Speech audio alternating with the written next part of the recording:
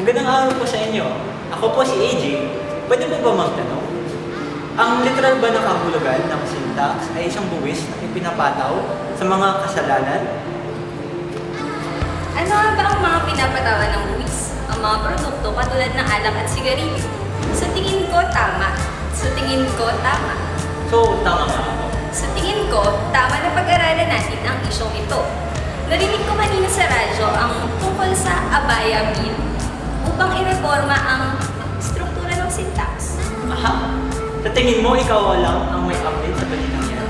Pero hindi ako, at handa akong ipamahagi sa ating mga manonood. Bakit mo ba sila tinatanong? Wala lang. So, sino ka ba? Ako si Lilet at gusto kitang samahan na suriin ang issue ng Abaya Bill. Okay lang? Sige, tara, sama na din kayo.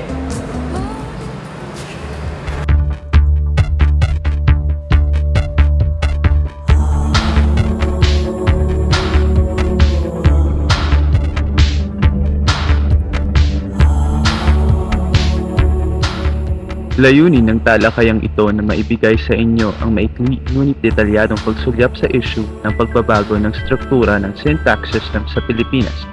Dapat nga bang taasan ng buwis sa sigarilyo at alak? Ano-ano ang mga argumentong nagsasabing dapat natin itong ipasa? At ano naman ang mga argumentong nagsasabing no to syntax reform, no to Abaya Bill? And guys, we encourage you to also have research on your own. Isang dakilang gawain ang magpakita ng pakialam sa mga issue na nangyayari sa bansa. Malay mo, may kakilala kang maaapektuhan ng pagtaas ng sigarilyo at alkohol. So ikaw mismo, di ba? O kaya naman ay suportahan mo ito matapos mong marinig ang tungkol dito. Ang syntax ay isang buwis na ipinapataw sa mga produkto o serbisyo na nakikita ng gobyerno na maaaring maging bisyo. Katulad ng alak, sigarilyo, at pagsusugal.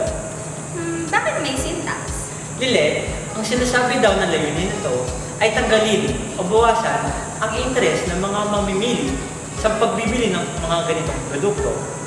Ngayon, sa kasalukuyang issue ng pagre-reforma ng sistema ay maaaring pang tumaas ang buwis sa alak at sigarilyo. Nakasaad yun din sa House Bill 577, 755. Ano nga nito? House Bill 5727 o Act Restructuring the Excise Tax on Alcohol and Tobacco Products. Ang author ng bill na ito is Cavite Representative Jose Emilio Abaya, kaya tinawag rin itong Abaya Bill. Sa mismong bill, layunin nito na pataasin pa ang tax revenues ng gobyerno mula sa mga kumukonsumo ng sigarilyo at alak. Ano kayang reaksyon ng mga alcohol users and smokers dito? Halika, tanongin rin natin sila. Alam kaya nila ang kasaysayan kung bakit nga ba may syntax? Bago ang taong 1986, nalikha ang Tiered Specific Tax System na base sa SRP o Suggested Retail Price ng mga produktong pinag-uusapan natin. Tiered, ibig sabihin, halimbawa, ang sigarilyo ay may kanya-kanya o iba't ibang grupo na magkakaiba ang presyo. Siyempre, may ibang sigarilyo na mura, may iba na mas mahal. At dahil doon ay magkakaroon ng kanya-kanyang halaga ng buwis. Kumbaga, ito Tier 1, mura kaya mababa rin ng tax. Tier 2, medyo mas mahal pero mura pa rin, pero mas mataas ng konti yung tax. Tier 3, mahal kaya mataas yung tax. Pero syempre, andyan din yung terminong specific tax na nangungulugang unit-based o depende sa dami o bilang ang magiging buwis. Noong 1986 ay nagkaroon ng pagbabago sa tax system at naidagdag ang ad valorem scheme na base naman sa manufacturer's price ng sigarilyo. Marami pang pagbabago ang naganap, katulad ng modification ng ad valorem tax system, pagpasa ng comprehensive tax reform at iba pa. Taong 2000 naman ay sinubukang ipasok ang indexation scheme, kung saan imamatch ang buwis sa rate of inflation o ang bilis ng pagtaas ng presyo ng mga bilihin. Pero imbis na maipasa ito, ay naipalit na lamang ng one-time 12% increase sa tax. Teka AJ, hindi ko naman naiintindihan ang sinasabi mong indexation. Ano yun? Indexation scheme at inflation rate? Basta ang alam ko, ang pagtaas ng presyo ay pinag-aaralan ng BIR o Bureau of Internal Revenue sa pamamagitan ng Revenue Regulation Code na siyang gumagawa ng tinatawag nating Net Retail Price Survey. Ayon, para i-update ang classification o grupo ng mga produkto.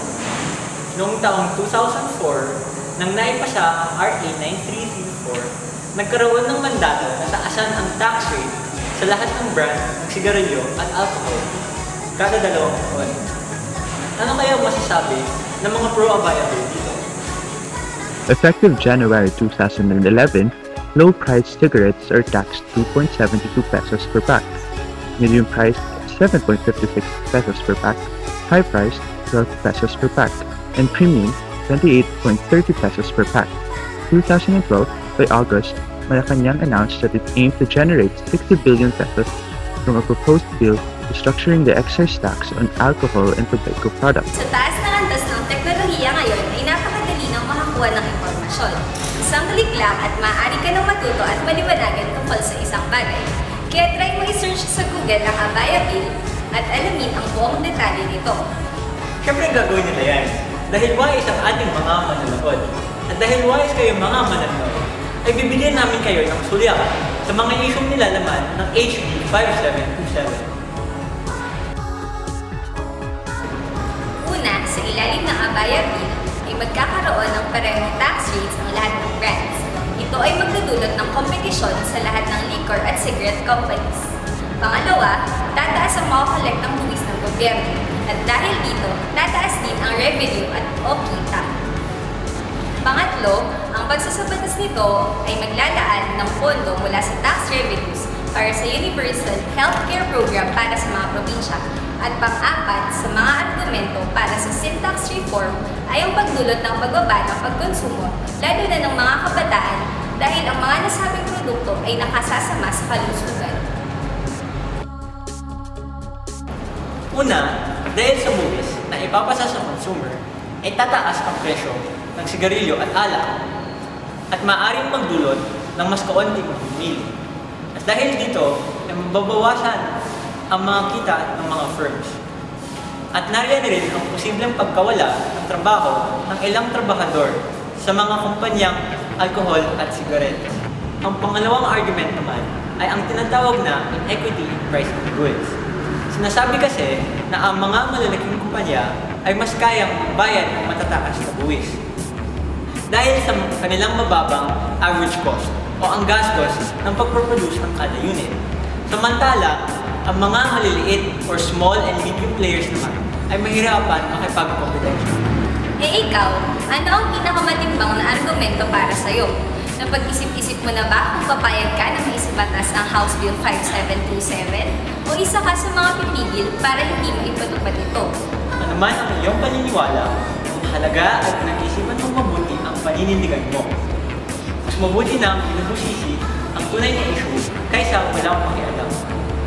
Makibalita, manaliksik at magbasa. Be critical and assertive. Muli, ako nga pala si Lilet. Tandaan, ang series ng video primers mula sa aming organisasyon ay bahagi ng ETC Media Production. At ako naman po muli si AJ. At kami ang inyong naging gabay mula sa UP Economics Towards Consciousness. Ibinahagi sa inyo ngayon ang isang information dissemination video primer sa issue ng pagreforma sa